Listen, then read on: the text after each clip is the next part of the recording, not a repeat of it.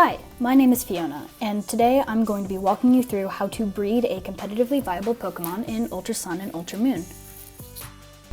So, first things first, what is a competitively viable Pokemon? A competitively viable Pokemon is a Pokemon that has optimized stats, nature, moves, and abilities for use in the competitive metagame. The competitive metagame is the online community of players who battle each other in various tournaments. In order to make a viable Pokemon, or as I like to call them, strong boys, we are going to tackle the mechanic of breeding. A quick word of warning. Pokemon is a kid's game, and many would say that it is a simple and fun kid's game.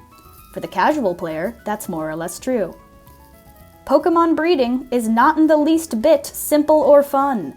It is a mechanic that has been worked and overworked generation after generation, and the result is a conglomerate of extraneous categorization and very messy math.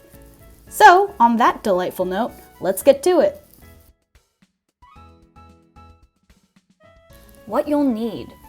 Required hardware: 1 copy of Pokemon Ultra Sun or Ultra Moon played to completion. A Nintendo 3DS or 2DS of any variety. A reliable connection to the internet. What you'll need in-game. At least 1 Pokemon of the species you want to train. Access to the Panolia Ranch. Access to the Battle Tree, 1 Everstone, 1 Destiny Knot, Adrenaline Orbs, Pokeballs of any type, and a Pokemon that knows the move False Swipe. So, first things first, what exactly is breeding in Pokemon? Well, since the release of Pokemon Gold and Silver, main series Pokemon games have implemented a breeding mechanic in which 2 compatible Pokemon, when left at a daycare, will produce an egg after the player character has taken a certain number of in-game steps. After being added to the player's party, the egg will hatch after an additional number of in-game steps. In Pokemon Ultra Sun and Ultra Moon, the daycare is located at the Panolia Ranch on Akala Island. Simply talk to the woman at the desk, leave 2 Pokemon, and run around till the woman standing outside the ranch changes poses. She will then give you an egg when you speak with her. Sounds kinda simple, right?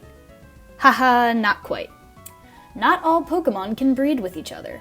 2 factors, gender and egg groups, determine which pairs are capable of making an egg. Gender, unsurprisingly, is a pretty significant factor in Pokemon breeding. Pokemon have 3 genders: male, female, and genderless. Typically, a breeding pair needs to consist of 1 male and 1 female, and genderless Pokemon cannot breed at all. But, because nothing in Pokemon is ever simple, there are exceptions. Enter Ditto. Ditto are genderless Pokemon with the ability to transform into any Pokemon they see. If a Ditto is left at a daycare with a Pokemon, it will produce eggs with them regardless of gender. The second main factor in breeding is an unnecessarily complicated sorting system called egg groups. All Pokemon are divided into 1 or 2 egg groups and can only breed with Pokemon that share at least 1 egg group with them. Despite the names having some overlap with the 16 Pokemon types, egg groups have almost nothing to do with them, and are determined vaguely by what the Pokemon looks like. The egg groups are Amorphous, Bug, Dragon, Fairy, Field, Flying, Grass, Human-like, Mineral, Monster, Undiscovered, Water 1, Water 2, and, of course, Water 3. It's important to note that if the 2 Pokemon you're breeding are not the same species, the offspring will always be the same species as the mother, while Pokemon bred with Dittos will always be the species that was bred with the Ditto. Once you have a compatible pair, it's time to get running. You will be doing a lot of running. This part of the process is by far the longest and requires considerable patience. As the eggs hatch, you need to check for 2 things: IVs and natures. Individual values, or IVs, are hidden values that are critical in determining a Pokemon's stats. Each Pokemon has an IV corresponding to each stat, and heavily affect a Pokemon's overall potential. Competitively viable Pokemon must have perfect IVs. Wild Pokemon have random IVs. However, bred Pokemon inherit some IVs from their parents. This is why breeding is so important. It's the only method available to the player to manipulate these values. Without items, Pokemon inherit 3 IVs from their parents, with the other 3 being generated at random. If a parent is holding a destiny knot, the child will inherit 5 of that parent's IVs, with the final stat being random. Therefore, it is much easier to breed a perfect child if one of the parents already has perfect IVs. The easiest way to go about this, if you do not already have a perfect IV parent, is to use a method called SOS chaining to catch a ditto with perfect IVs. While this in and of itself is an arduous process, it is widely considered the fastest method of getting a parent with 6 perfect IVs. For the purposes of this guide, here are the essential steps. 1. Go to the area south of the Hokulani Observatory on Ula Ula Island nearest to Route 10. 2. Run in the grassy patches until you encounter a ditto. 3. Use the move False Swipe to leave the ditto with 1 HP. 4. Use an adrenaline orb. 5. Knock out the ditto as they are called in. 6. Keep track of the number of ditto encountered, as this number is incredibly important for determining when to stop your chain. 7. Make sure not to knock out the original ditto, as this will end your chain. 8. If a summoned ditto is a light blue color as opposed to the usual pink, do not knock it out. This is a shiny Pokemon, and they are extremely rare and valuable. Catch it and restart the chain. 9. Once you have a chain of 70 ditto, catch the next ditto called in. This ditto is guaranteed to have at least 4 perfect IVs. Unfortunately, while 4 of the IVs of the ditto will be perfect, it is not guaranteed that the remaining 2 will be, as they are generated randomly. In the unlikely event that your first chain results in a 6 IV ditto, congratulations! You have acquired one of the most sought-after Pokemon in existence. If you, like most, did not get a 6 IV ditto on the first try, you face 2 options.